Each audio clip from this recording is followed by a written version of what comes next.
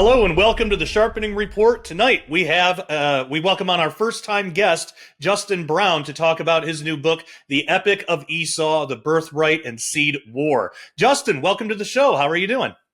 Hey, I'm doing good, brother. I appreciate you having me.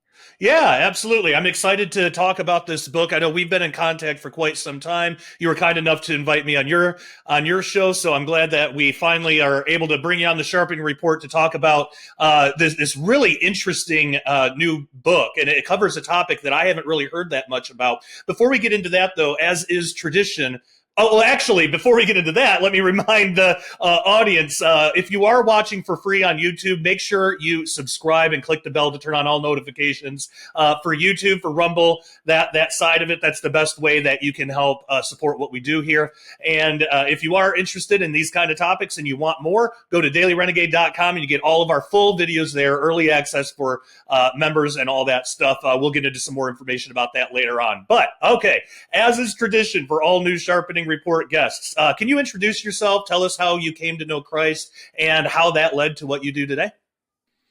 Yeah, man. My name's Justin Brown, and just a 9 to 5 knuckle dragger, blue collar guy like everybody else. I got a full-time job and a family and kids, and try to balance life and get off of the rat wheel every once in a while. But I'm from the hills of East Tennessee, so some people might refer to us as hillbillies. I'm a hillbilly. But where I grew up in the Bible Belt, church and God was always a major role, and knew the Bible stories, and I was that little kid that was always fascinated with the Word of God. Had a million questions, and always was inquisitive. But of course, for my story is very common. It's kind of like the prodigal son. You go through the years of rebellion, and came back to Christ in my early 20s and straightened my life out. And it was honestly just how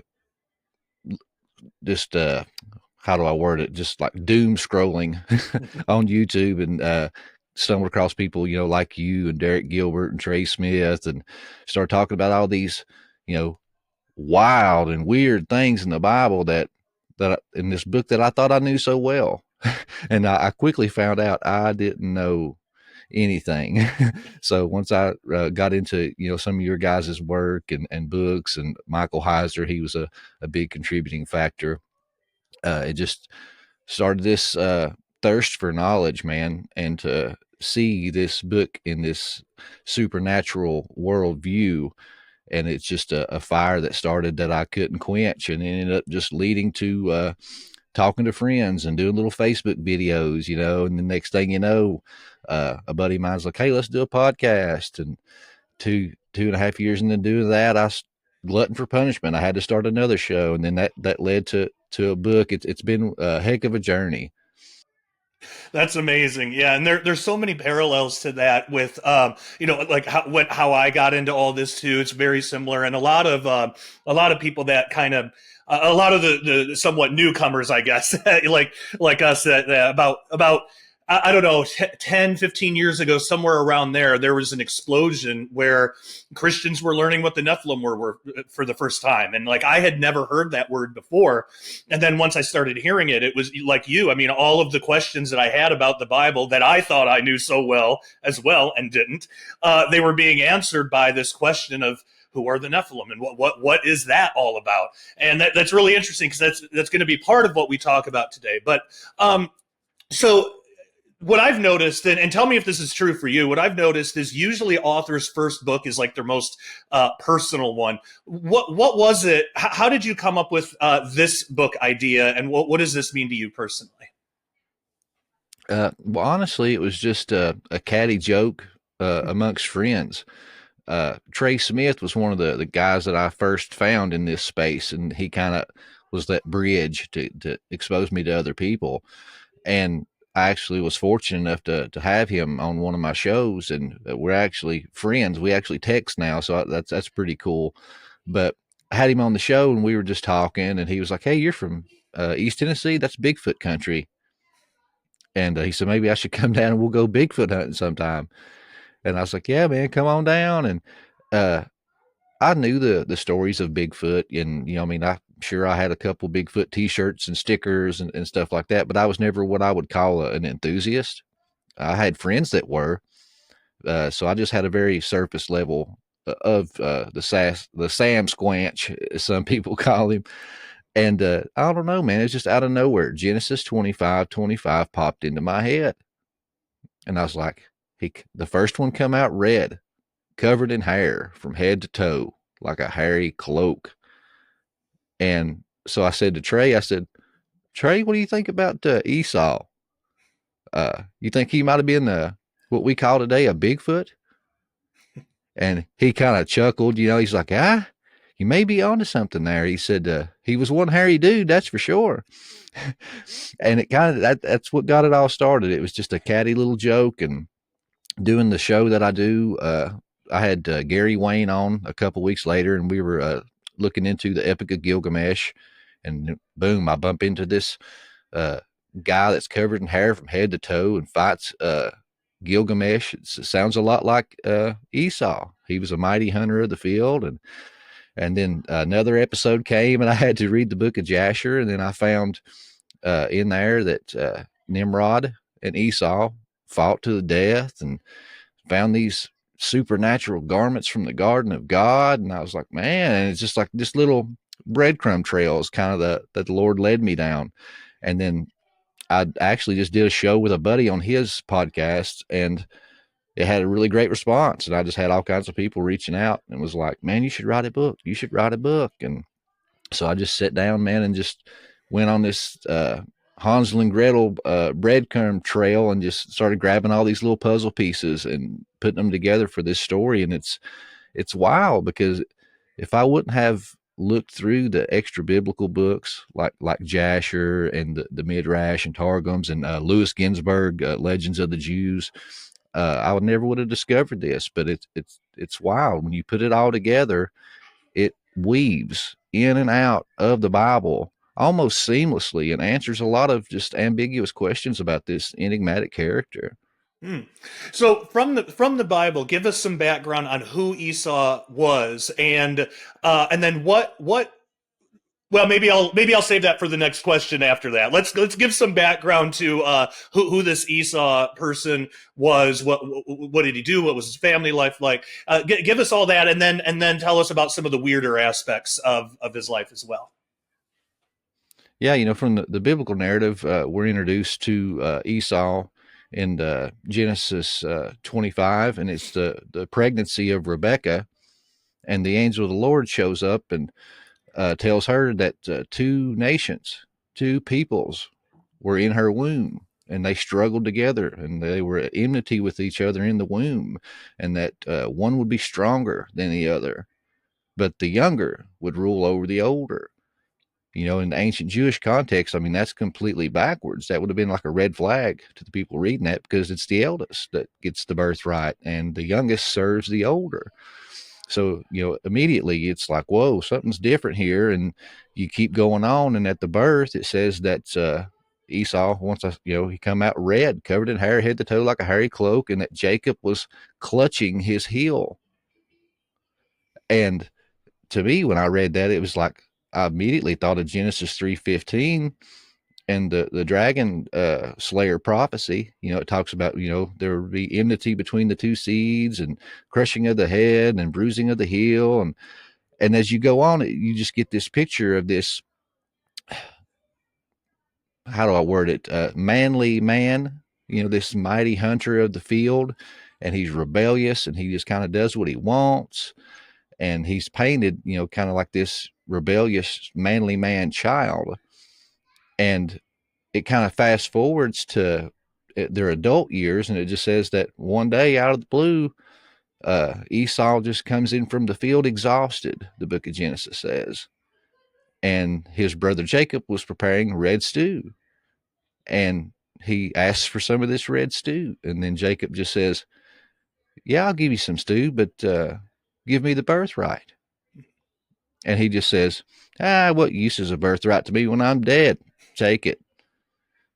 And I remember hearing that story as a kid, even as a kid. I was like, that makes absolutely no sense to me. He was the mighty hunter. He could have went and had lion steak for supper. And he trades away all of his inheritance for some crummy stew. And you go on through the Bible, and you hear him kind of weave in and out, because it follows Jacob.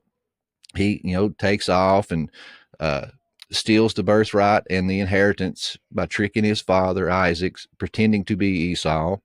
Esau is angry and threatens to kill him, so he takes off and hides out in the land of Haran of his mother, and gets married and has some kids and stuff. And after a long period of time, decides to come back home and make amends with his brother. But then it just kind of goes with the genealogies, and he takes 3 wives and marries into Ishmael's clan and some of these Horite and Hittite clans, and he just kind of fades out. But then you hear about his people. His people were the Edomites, and those were kind of the people that were a thorn in God's people's side. And it talks about, in 70 AD, when Nebuchadnezzar rolled in there and destroyed the city, that the Edomites just sat back and watched, basically, with popcorn, and cheered and even celebrated watching God's people being put in chains and led back to Babylon. And then, in the New Testament, in the book of Romans, and I can't remember what Old Testament, Malachi maybe, but it says, Jacob I loved, but Esau I hated. So, I mean, he's a very mysterious character, and it's one of those, like, when I read the biblical text, I'm like, I want to know, I want some more context about this guy. I'm missing something. Hey, everyone. Concerning the economically unstable times that we live in, it is a great idea to convert some of your savings into real money. Now, there is a big difference between real money and what we call money, which is actually currency. So our dollar is currency, which fluctuates. Real money, like silver, is a store of value over time. The best way to think of it is like this. If you had saved $1,000 in cash back in the late 60s, the late 1960s, that $1,000 would still be $1,000 today, but it would buy you significantly less today due to inflation. Now, if you saved that same $1,000 in silver back in the 1960s, it would be around $28,000 today. So one of the best ways to protect your purchasing power is in real money, more specifically, silver.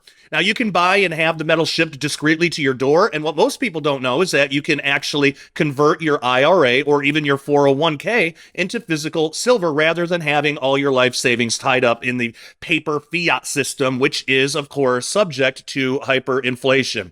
So go to dailyrenegade.com right now and click on the Cornerstone Asset Metals banner and sign up to get your free silver report. One of the financial experts will speak with you and find out the best way to protect your savings going forward in these uncertain times. You can also click on the link in the description below that goes directly to cornerstoneassetmetals.com. Make sure you tell them that Josh Peck at Daily Renegade sent you. It is time to stop trusting the evil beast financial system of the world and protect your assets today. Yeah, absolutely, and that's a great rundown of who he was as a person from what we learned from the Bible. So before we try to connect that, what is separate from that? What is your overall opinion of what Bigfoot is? Like people, I believe people are seeing something, and I've got my own kind of opinions about what it might be. But I'm curious to know, just by and large, generally in our world today. What do you think people are seeing? Is this some animal out there? Is it something spiritual? Is it something else entirely? What are your thoughts? Well, then one thing I kind of took a little rabbit trail in the book was talking about the wild man traditions, and I mean it doesn't matter where you go. It's kind of like the giants. Doesn't matter what time frame you go to, what people group. They all have stories of giants. And it's kind of like that with this wild man. I mean, you go down into China, they talk about the Yuran, and he's this humanoid thing, for lack of a better term, with high intelligence like a human, but is covered in hair from head to toe and lives out in the wilderness. And you go to Europe, they call it the woodwose or the woodrose. And you hear all these stories and legends about, these hairy looking men and women that live out in the wilderness that would just ransack the towns and steal food and supplies, and women, rape women, and they end up having these hairy children, and they called them, basically demonic seeds or devil seeds, and uh, it's just everywhere. And you got in America, you have the Native Americans talking about the red-haired giants, and that they were covered in hair, and they called them the Sitika. So I kind of go down a little rabbit trail and just kind of establish this wild man tradition. And I think that this Bigfoot is just our verbiage or way to explain this ancient story. I think it's the same thing. And when you go looking through like some of the science, because a lot of people just hear this and they just laugh it off and don't even look into it or try to investigate. But I mean, there's a lot of science behind this, and I didn't know this till I kind of started studying this in the book. There is a condition to where if you are in the wilderness and it's cold and you're struggling to survive, you're not eating well, your body goes into anorexia, it triggers your DNA to grow hair all over your body. And it's called Logano hair.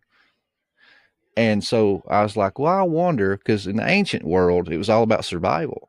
Yeah. If you were a thief, if you were a liar, if you had a disability, if you were a threat to society or couldn't contribute to society, you were exiled and you were to live by yourself off in the wilderness. You got Robin Hood and his merry men.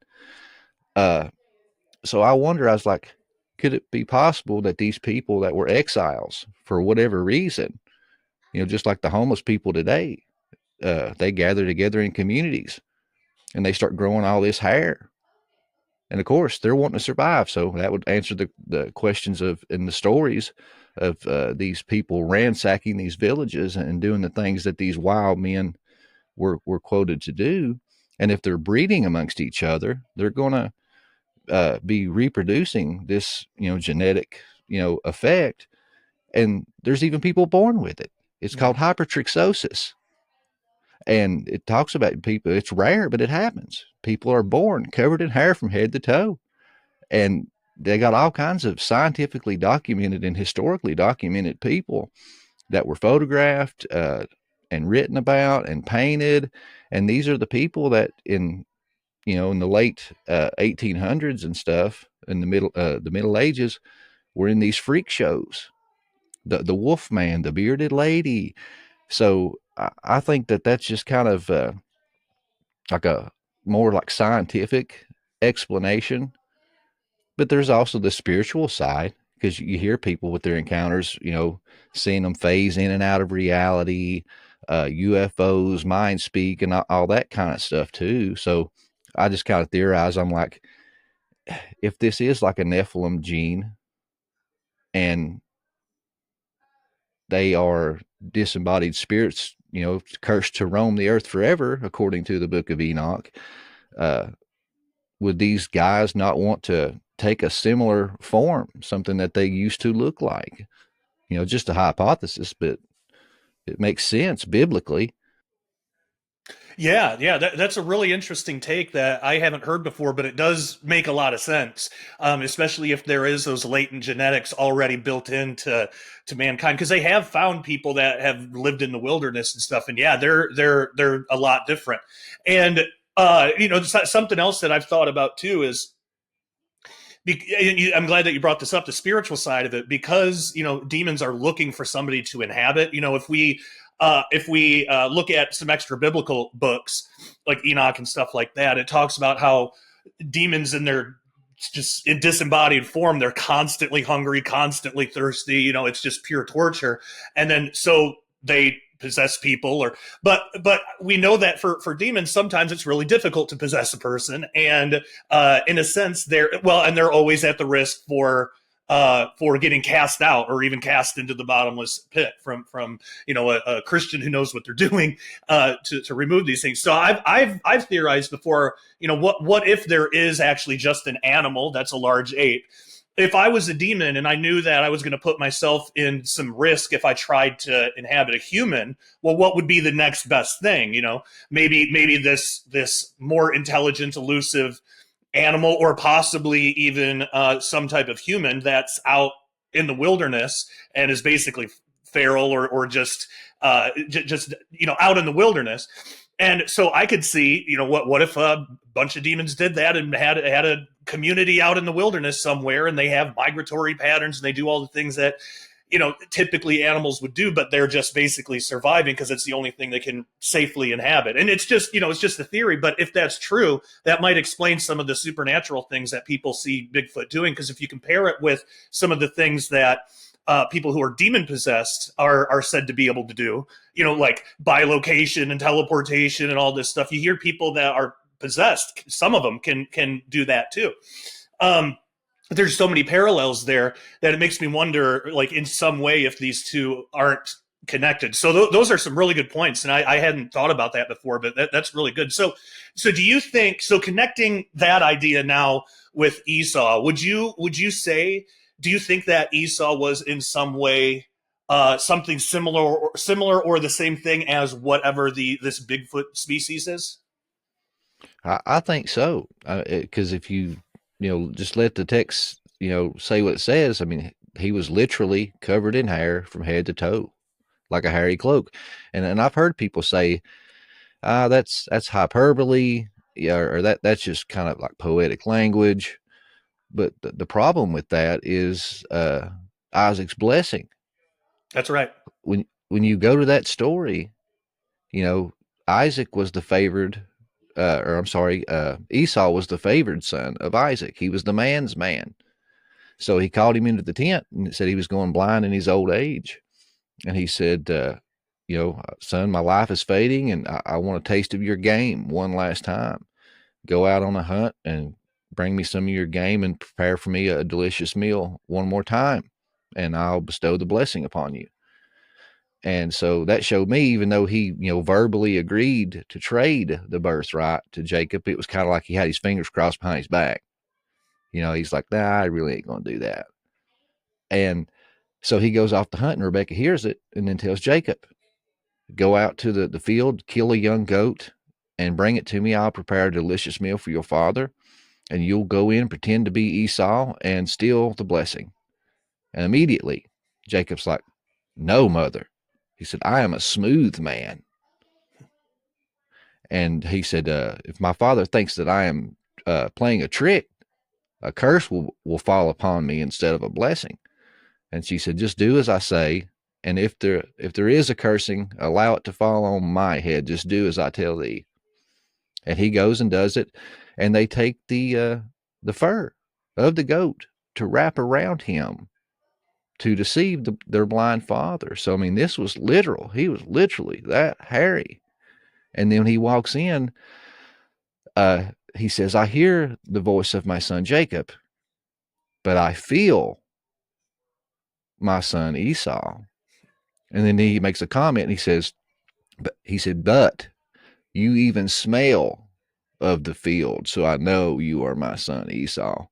And with these Bigfoot stories, you get all these, stories about these phantom, wretched smells.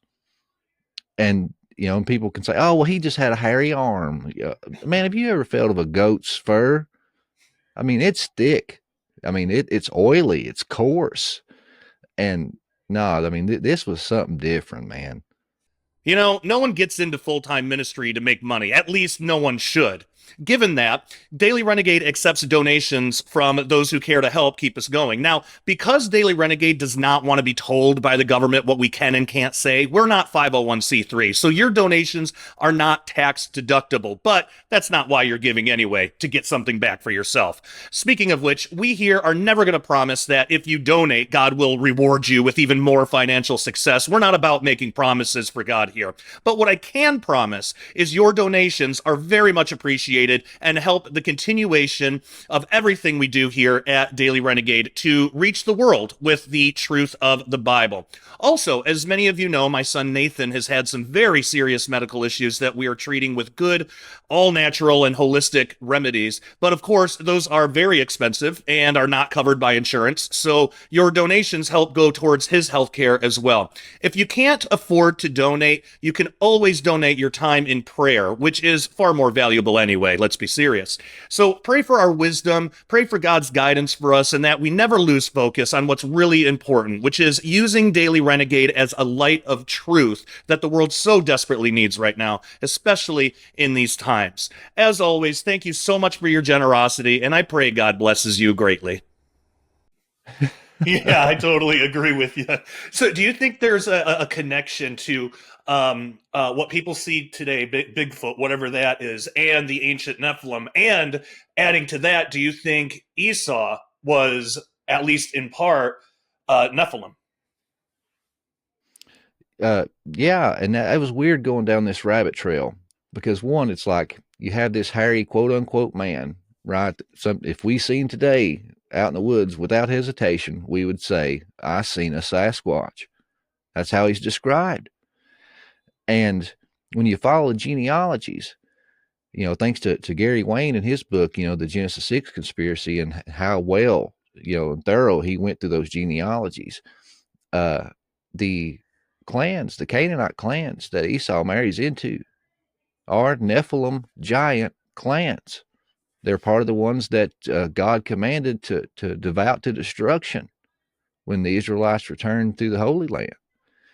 And the one father-in-law that it mentions in the genealogies of Genesis, it says that he was basically the giant clan chief from the land of Mount Seir. And in Hebrew, when you break into the etymology of that word, that means hairy. So it was describing these people. And so I was like, if you got this hair already, muscular, mighty hunter of the field, Sasquatch looking guy marrying into Nephilim giant clans that are described as hairy and breeding with them, I mean, you got a high likelihood, of throwing some really strange pups. And when you follow that, Amalek comes from this union, and he births and leads the Amalekite race, which was a Nephilim giant clan, but they were the most famous one. They were known basically like Viking berserkers. These guys were ruthless and they're known for just dominating. And when you get into like Louis Ginsburg's Legends of the Jews, it talks about when God's people was coming through the wilderness in their wanderings, they were the first ones to attack them, but they said they were like ghosts. It was like the first, type of like militia, guerrilla style warfare. They were picking them off from behind and then getting back in the woods before they even knew what happened. It's like they were just picking them off like ghosts. And it said they done that to them and just toyed with them for months. And that when they finally went to war and stuff and was doing this, that they were so ruthless that they would cut the men's phalluses off and throw it into the air and said, give their God what he wants. These guys were ruthless. And their name, the Amalekites, means blood lickers. So it's kind of got like even a vampiristic feel to it. And I postulate in the book, I give all the examples of biblical stuff, but then I give, just my theory. I was like, in their wilderness wanderings, they get all these, that's where you get a lot of your do not do this, do not do that. And it says, no longer will you sacrifice to hairy goat demons. And it says, do not seek necromancers and sorcerers. Do not pass your children through the fires of Molech. Do not drink the blood, because the life is in the blood. I was like, we know the Amalekites were there, and according to like the writings of the medieval Rabbi Rashi and some of these other people, that the Amalekites were also sorcerers. And it said that's why it said kill every man, woman, and child and animal, because they were known shapeshifters. And they said that they would shapeshift into these animals to evade capture. So I postulate, I'm like, could they have been seeing, these hairy, quote unquote, men, what the Bible describes as hairy goat demons, these hairy giant clans that were sorcerers, passing children through the fire, drinking the blood, doing acts of necromancy, and all this stuff. And some of God's people were starting to imitate them. And that's why God said, no, don't, you can't be like these people, and laid out all the groundwork. Do not do this, do not do that. And then when they finally go head to head and have their war, this is the famous story where Moses has to stand on the mountain and hold his rod, his supernatural rod, over his head. And only when he holds that rod up are they able to defeat the Amalekites. And it said that when he would grow tired and lower the rod, that they'd start losing the battle. So I'm like, I think we're missing a whole supernatural side of that battle. That Moses is up on one mountain, battling with Yahweh on his side, but then on the opposite side of the valley is the high priest of the Amalekites, their sorcerer, and there's a whole just supernatural thing going on behind the scenes. That makes a lot of sense too, because when you think about where the Nephilim came from, well, they came from fallen angel. They're part fallen angel, and some of the abilities that angels can do. We hear stories that the Nephilim could do as well, because we read about how like even Satan can transform to like this an angel of light. So it seems like they're able to make themselves look like whatever they want, the fallen angels. And to me, it's like too much of a coincidence that people say that about Bigfoot too. And we hear these stories about the Nephilim being able to do that too. Even what you said about how they would kind of hide in the woods. Well, it kind of reminds me of the story of the angel that killed thousands and thousands of this whole army. And to me, like an angel is an extra dimensional being. So, and it would be easy for one angel to kill however many people it wanted to, or however many people God commanded it to, by just stepping back into an extra dimension, because we wouldn't be able to see it. Well, isn't that kind of similar to what they're doing when they're stepping back into the woods where they can't be seen? It's like they're almost intrinsically masters of using their environment to their advantage. So that connection makes sense. That's really, really interesting to me. You mentioned a couple of them, but what are some what are the resources that you used to explore and compile this book? I dove into Rashi, that medieval rabbi, and he did a translation and commentary on the first 5 books of the Torah, and that was really cool to kind of just step back in time and get that Jewish rabbi perspective on a lot of things. I really dove into Louis Ginsburg and the Legends of the Jews. That was really cool. That was a 9-book series, and Gary Wayne's Genesis 6 conspiracy theory. That was really good for going through the genealogies and stuff. Um, Logos Bible Software, that was an amazing tool. Um, and then I liked getting into some of the Targums, and like the Midrashes and things like that, because I was trying my best to gain a perspective of the people of that time, to just kind of just step out of myself, step into the ancient Jewish mindset of the people that wrote these stories, and that these stories were written to, and just kind of get rid of my preconceived notions and what I've been taught, and just see, what they thought and what they said. And one thing too is, like, we can argue all day long, if Esau was a Nephilim, or if Esau was even a serpent seed. There's all kinds of debate that you can have about that back and forth. Even with that, is it a physical seed? Is it a spiritual seed? I'm not dogmatic on any of this stuff. I just like to look at it and postulate what it could be. But one thing that I did find was a lot of these writings were all pointing kind of to Esau being like a serpent seed. And it doesn't matter where you go.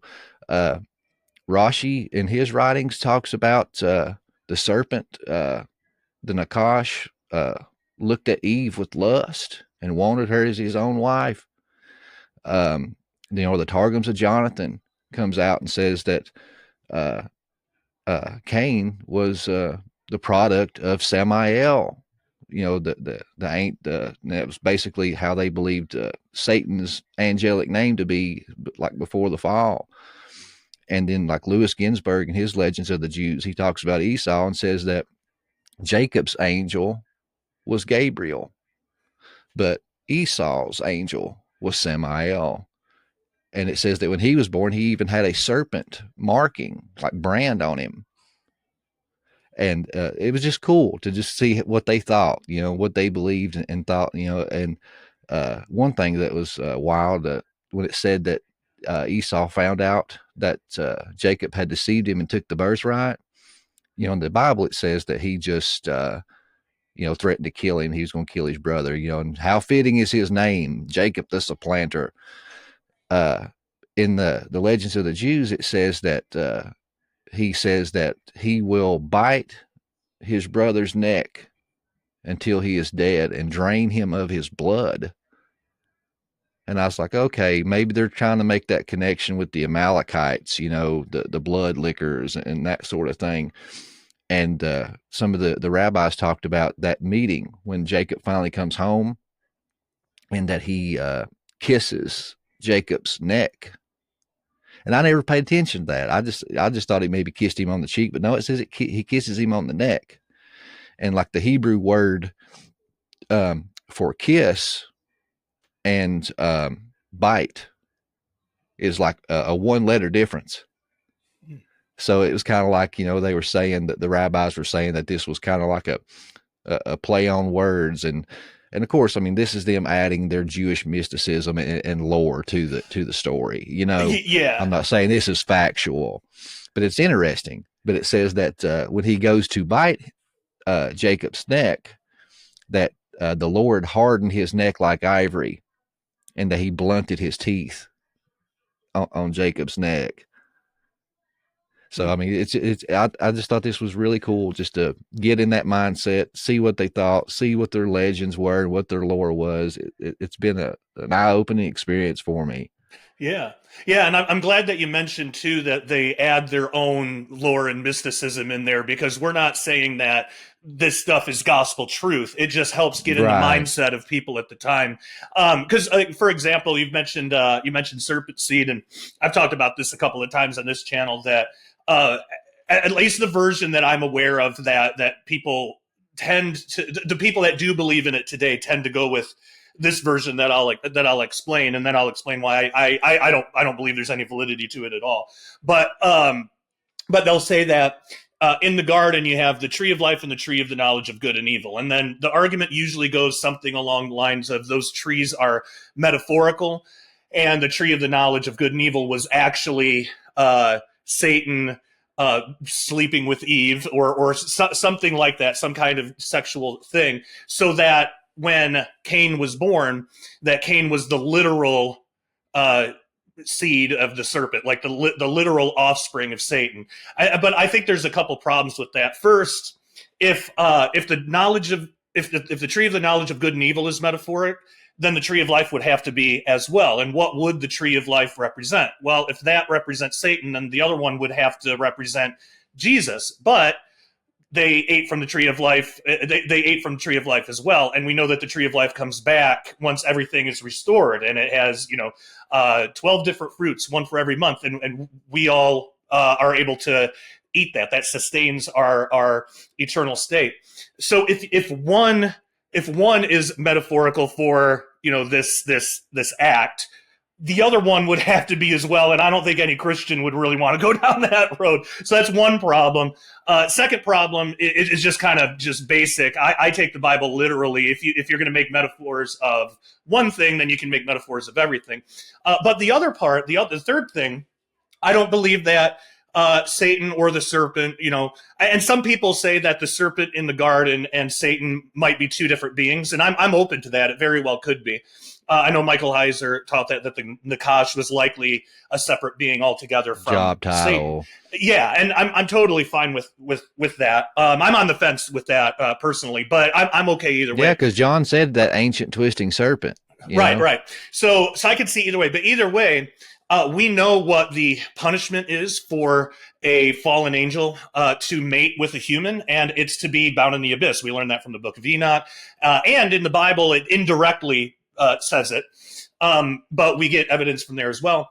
So if that's the case, well, we know what the punishment was for the serpent, and it had nothing to do with being bound in the bottomless pit. So I don't think the serpent committed that sin. Now, I do think in the future Satan will, because I think like the Antichrist most likely will be the literal physical and spiritual. Yeah, son of it says she would have a seed and he would have a seed. Right. And I also believe that's why Satan is bound in the bottomless pit for 1,000 years. So we know that Satan does get that punishment at some time, and that is the punishment for a fallen angel mating with a human being. I think Satan is biding his time and waiting till probably, who knows, after the rapture, something like that. But he's waiting for a while because when he finally does that, he knows. Well, actually, I don't really know, because I think Satan probably thinks God is a liar, but he at least figures he's got one shot at this. He's seen all of his other fallen angel cohorts get bound in the abyss for the exact same sin. So I think he's biding his time. I don't think he's committed that sin yet. Otherwise, I think he would be bound in the pit too. So those are just a few of my thoughts about the serpent seed idea. Just so it doesn't throw the audience. Again, we're not saying that this is like legitimate and this is what the Bible teaches, the serpent seed idea. It's just that when you look into some of these, commentaries or extra biblical texts, or especially later medieval things, or from Jewish scribes later on, or Jewish rabbis later on, it's more about just trying to understand what they believed and why from the stories, and then also understanding, they're going to embellish, they're going to exaggerate, they're going to put their own mysticism and their own, like you said, their own lore and legends in there. But maybe behind all that, it does call back to some kind of kernel of truth. I have just started a Substack. What is a Substack, you might ask? It is a place that contains early access to audio-only podcast versions of full Daily Renegade videos, plus my personal blog, which includes original articles, show notes, interview transcripts, and so much more. This is the only place to get this amazing resource, and it is not available to the general public. Adding a subscription to my Substack to your Daily Renegade membership will ensure that you have full access to every format of everything that I do. So head on over to joshpeck.substack.com or click on the link in the description below to join up now for only $5 a month or $50 a year. And if you can do it, I suggest doing the $50 a year because it's cheaper in the long run, and essentially you get 2 months for free. So I cannot wait to see you there. Take care and God bless. Did I represent what you were trying to say fairly? Yeah, pretty much. I mean, and that's the thing I talk about in the book, because I've never really explored the serpent seed doctrine. Mm-hmm. Because, and this is something I tell people on my show all the time. I'm like, don't take my word for it. Look it up and form your own opinions and see what you come up with. And Michael Heiser and some other people that I highly respect and looked up to and read their stuff. A lot of those guys just laughed at the serpent seed doctrine and just, threw it away. And I just was like, hey, if they said it, I'm good with it. I know they're well-studied guys. So me in this book, I have a chapter about, the serpent seed and going through what they believed and what the writing said and pointed to. And I even say it in the book, whether it's physically, true or not, I mean, that's just debatable, but I'm showing you that's what they believed. That's what they pointed to. And at the same time, it's like, we can explore these things. We can look these things out, because at the end of the day, even if there is a serpent seed and it proves true, and I know this is way out there for some people, it does nothing to the doctrine of faith. It does nothing to salvation. So it's not worth, because some people, man, they don't even want to have this conversation. Yeah. I even talk about it in the book. I'm like, some of the stuff I'm going to talk about might be triggers for some people. Don't light your torches and grab your pitchforks and come after me. We're all brothers and sisters in Christ, and uh, right, wrong, or indifferent, it does nothing to change the gospel. It's just a difference of like theological perspective and viewpoint on some things. But I'm not going to lie. I had a woman come on my show a while back, and that wasn't the subject. The subject was the beast mark, the end of days. And she started talking about the serpent seed. And a lot of the stuff she was talking about, man, I ain't gonna lie, I was like, whoa. Yeah. And like for instance, she was talking about how it says they just partook of this tree, and then all of a sudden they covered their private parts. And she told like this story. We're not allowed to have sweets before dinner. When I was a kid, I tried to steal a cookie, and while eating it, my mother walked in and caught me. You know what we did? She said we covered our mouth because that's where the sin was. That's where the transgression was. That's what we wanted to hide. And then she said, and Mosaic law, eye for an eye, tooth for a tooth. She said, and all the what do you call it? The punishments and judgments of God and cursings from God always directly aligned with the sin. And she said, and what happens at the curse? She says, Eve is cursed with menstrual cramps, painful childbearing. Her seed is cursed. The serpent's seed is cursed. And I was like, yeah, I never looked at it like that, man. You know what I mean? It's pretty wild stuff just to go down and look at, Yeah, and that's it, it's a good thing to look at this stuff, because I remember when I first heard it too, years and years and years ago. But when I first heard it, there were things like that spoke to me as well. It was like, wow, that's really interesting. And I forget, I'm so bad at quoting Bible verses word for word, but I could usually get Oh, the gist of yes. it. But I get it.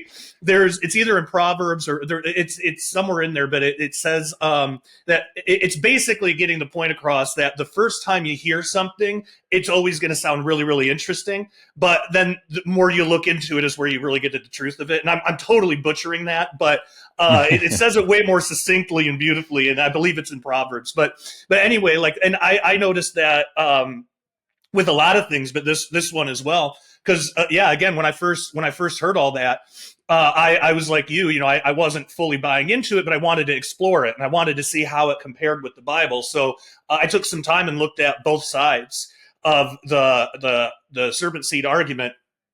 And for me, after I came out of it, it's like, well, the things that would have to change in the Bible to make that work, like the things that I would have to turn into metaphors. I personally am not comfortable doing that, because the rest of the Bible isn't written that way. It would be only like this because usually there are metaphors in the Bible, but they make it clear when there is there's usually an angel that'll explain what it means or something. The Bible doesn't leave us in the dark about that. So it would be like the only time.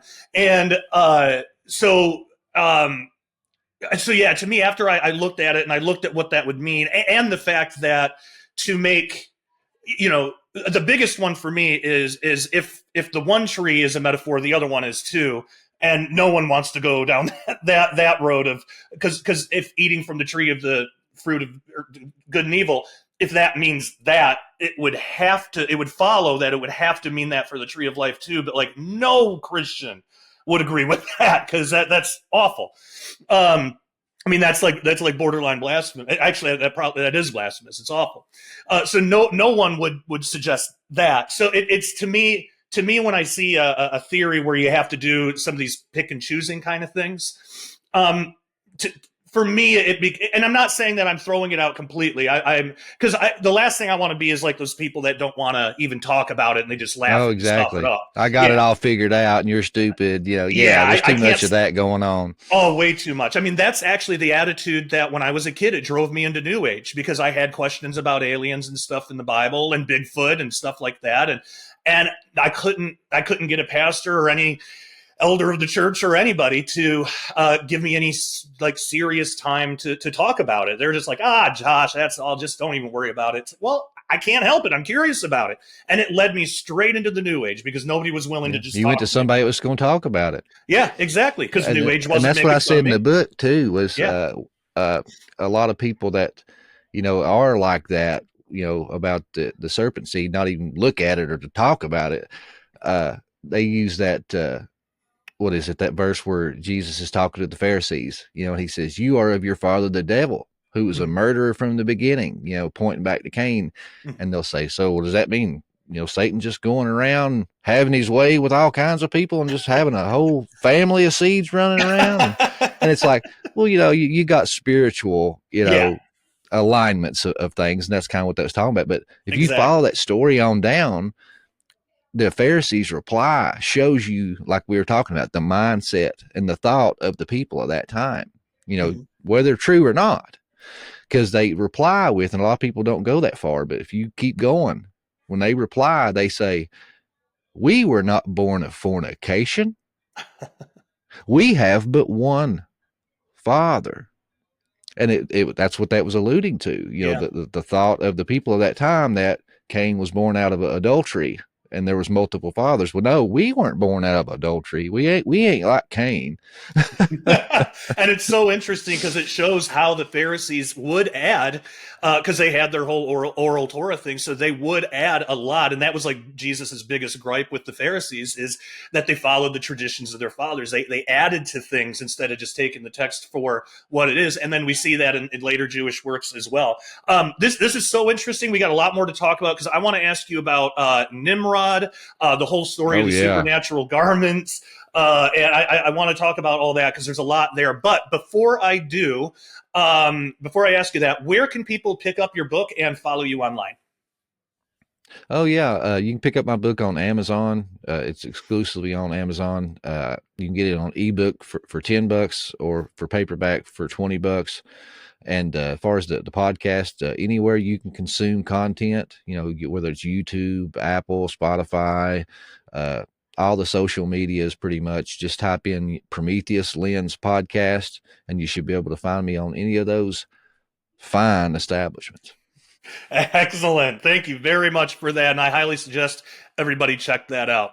Hey everyone, I hope you enjoyed the first half of this episode of the Sharpening Report. If you are a Bible-believing Christian who opposes the kingdom of darkness trying to run the world right now, then you are a renegade to the satanic system. We here at Daily Renegade wear that badge proudly. So, if you're a renegade as well and you want to see the rest of this video, head on over to dailyrenegade.com right now and get a membership today. Not only will you get the rest of this video, but you'll get our full catalog of Sharpening Report episodes and Daily Renegade update videos on topics such as Bible prophecy, science, technology, the Nephilim, aliens, and so much more. All of our episodes at Daily Renegade are early access, so as a member, you'll get the videos before anyone else does. Daily Renegade also offers videos not available anywhere else due to social media censorship. We also have a community page only for members where we can all fellowship together without fear of censorship. It's basically the best of Facebook and YouTube rolled into one without any of the garbage. Memberships are only $10 a month or $100 a year, and if you can do it, I suggest getting the $100 a year because it's cheaper in the long run, and essentially you get 2 months for free that way. So come join our family of renegades at dailyrenegade.com right now. The link is in the description below, and we'll see you there.